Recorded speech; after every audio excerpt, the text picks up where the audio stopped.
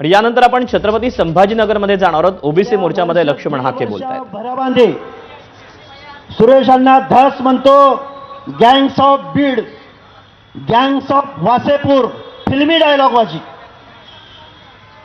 त्या सुरेशांना धसाला माझं एक विचार नाही, एक प्रश्न विचारतो मी या सुरेश धसांना।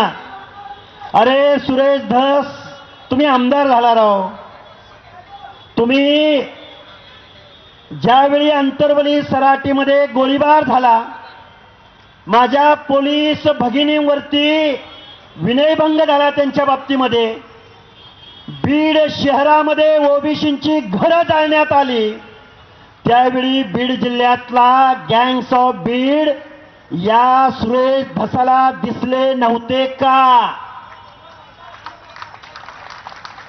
त्यावेळी बीड जिल्ह्यामध्ये किती पिस्तुली सरकारनं दिल्या याची माहिती सुरेश धसांना नव्हती का? सुरेश धस नावाचा माणूस स्वतःच्या राजकारणासाठी स्वर्गीय संतोषभाई देशमुखांच्या हत्येचं राजकारण करतोय।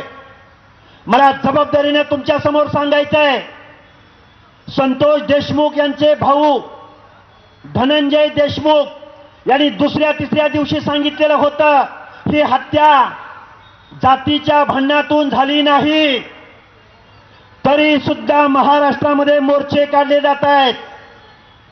मग आरोपींचे मग प्रत्येक घटना घडल्या, आज पुण्यामध्ये घटना